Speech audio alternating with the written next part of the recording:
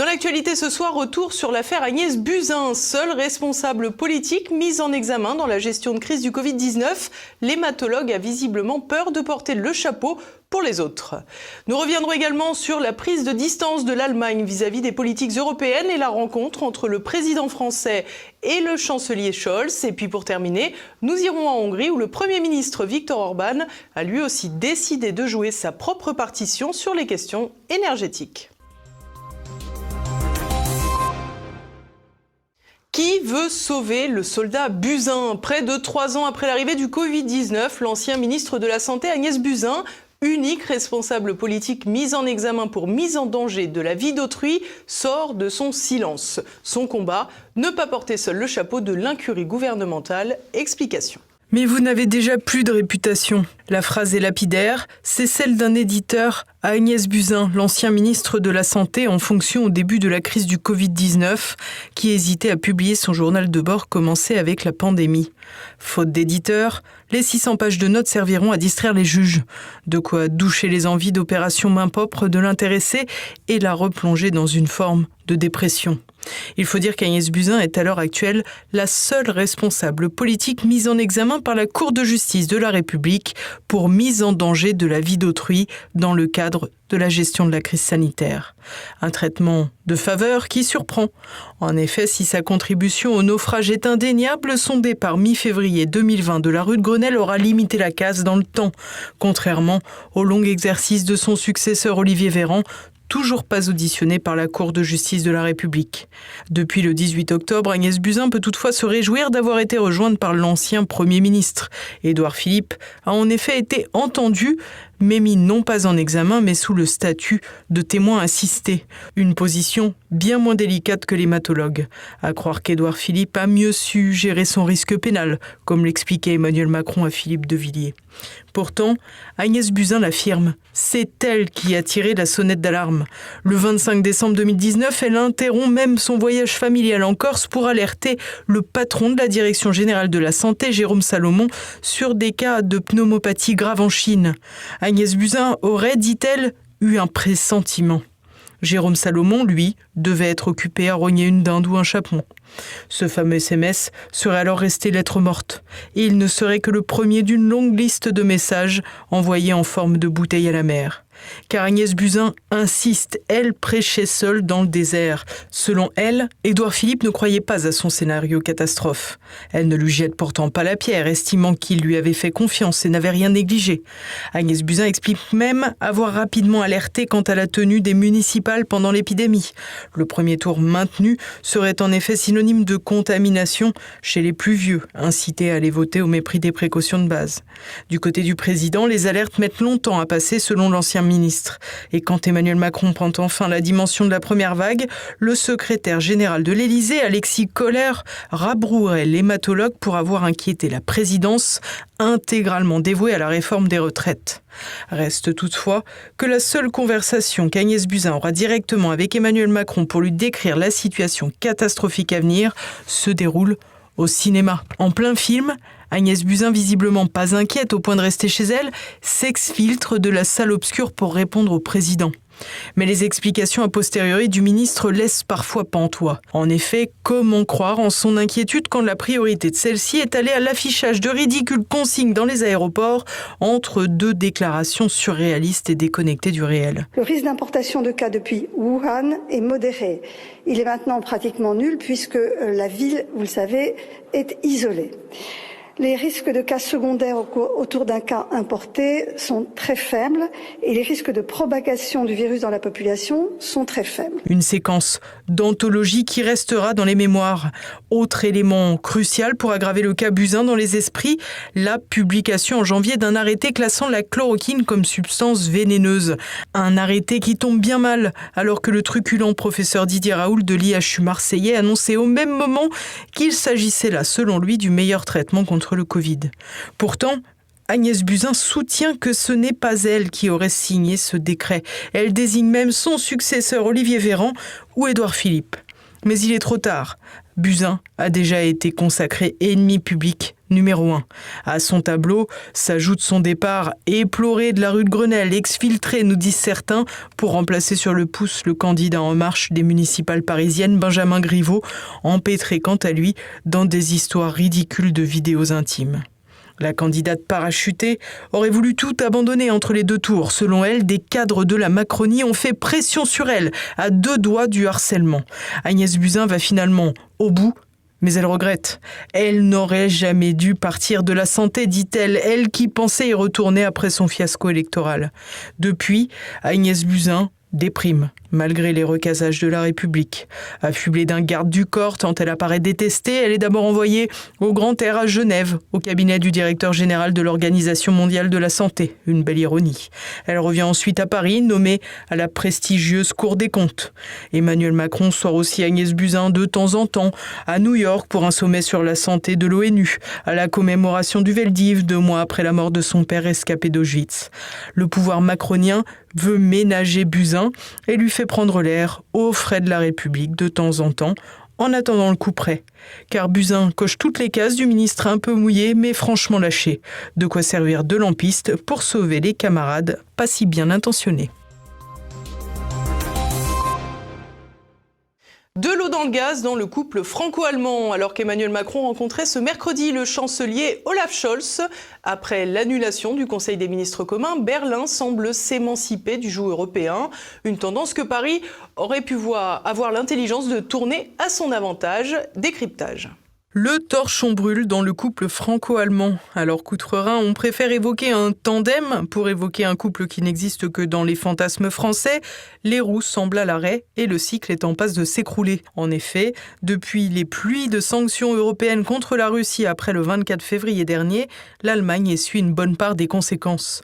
En premier lieu, la fin des approvisionnements en gaz. En effet, Berlin était le plus gros acheteur européen de gaz russe. Preuve en étaient les gazoducs Nord Stream 1 et 2 qui relient les 2 pays en passant sous la Baltique. Depuis, en septembre dernier, des sabotages en chaîne ont entériné la fin des échanges gaziers, des sabotages plus ou moins revendiqués. Si la Russie envahit, franchit la frontière ukrainienne une nouvelle fois, eh bien, il n'y aura plus de Nord Stream 2. Nous y mettrons fin.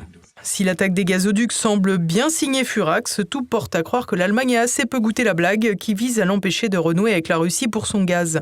Un coup de semonce qui a pu fâcher le très consensuel Olaf Scholz. En effet, ce dernier a dû dégainer un plan de 200 milliards d'euros aux particuliers et entreprises en Allemagne face à l'envolée des prix. Une décision prise sans concertation avec Bruxelles qui pourrait même engendrer une concurrence déloyale au sein de la communauté. Dans la même veine, Berlin développe son matériel de défense et prend des distances avec l'armement européen.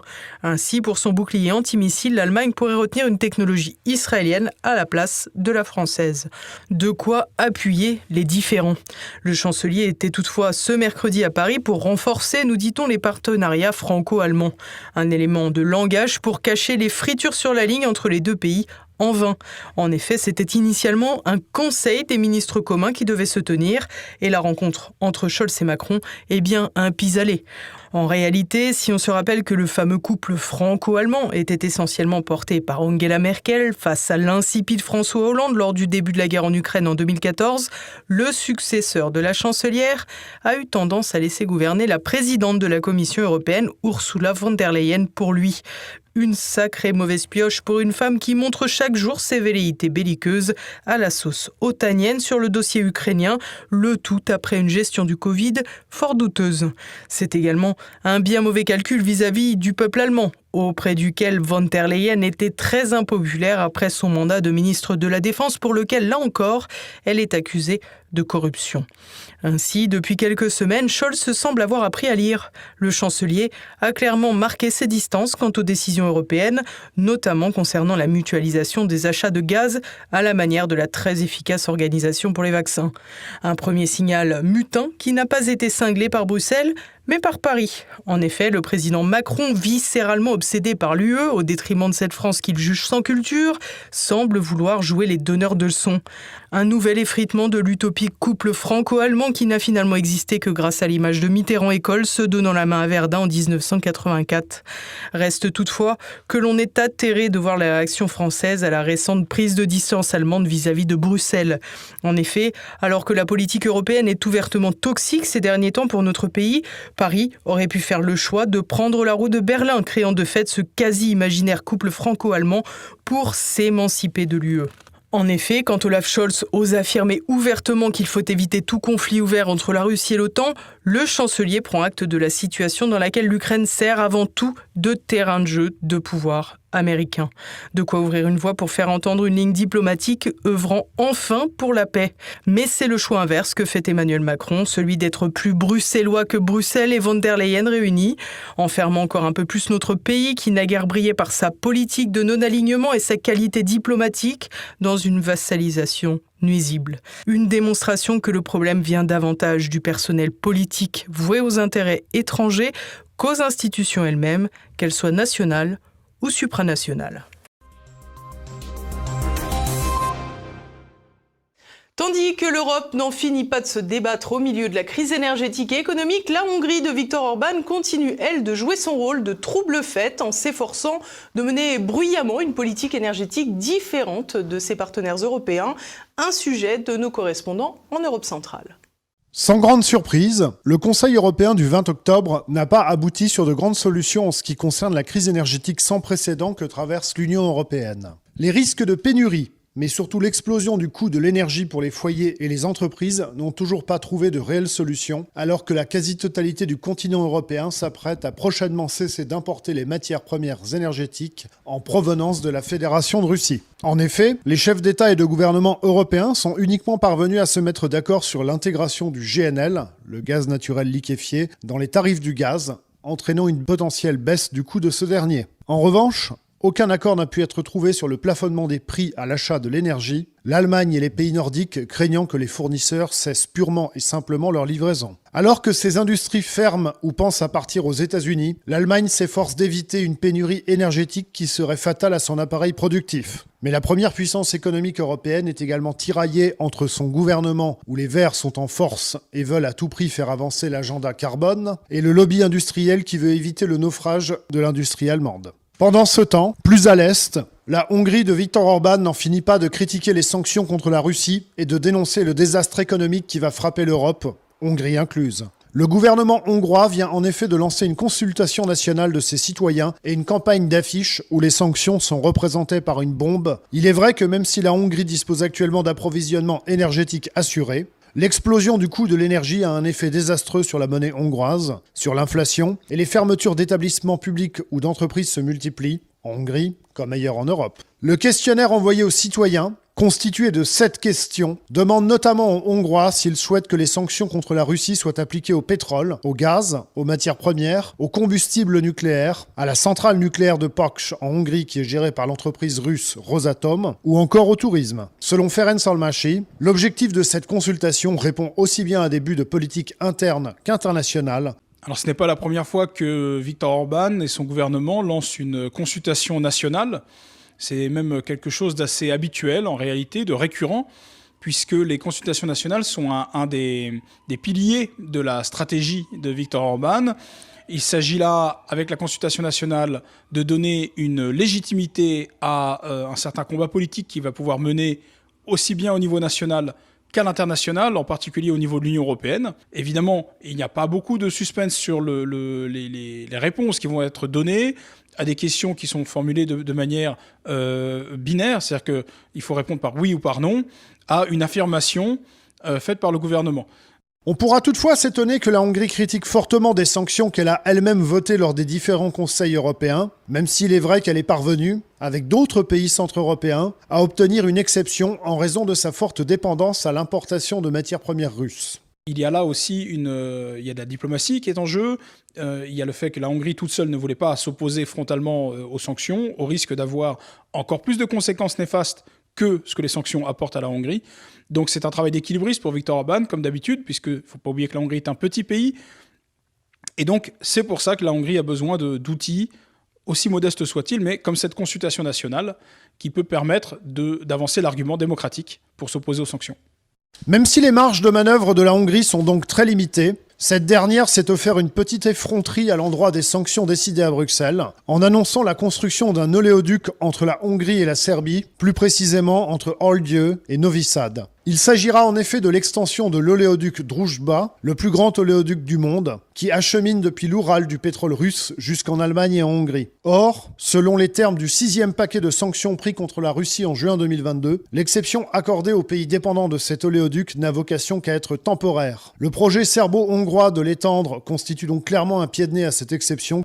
Quant à Viktor Orban, qui tenait ce dimanche 23 octobre un discours commémoratif de la révolution anti-soviétique de 1956, il ne mâche franchement plus ses mots, parlant de ceux qui tirent sur la Hongrie, cachés dans l'ombre, quelque part depuis les miradors de Bruxelles, tout en invitant les Hongrois à ne pas s'en préoccuper excessivement, car il leur prédit un sort similaire à leurs prédécesseurs, établissant ainsi une comparaison à peine voilée entre l'Union européenne et le bloc soviétique. Avec ou sans énergie, il ne fait vraiment aucun doute que l'hiver politique européen sera électrique.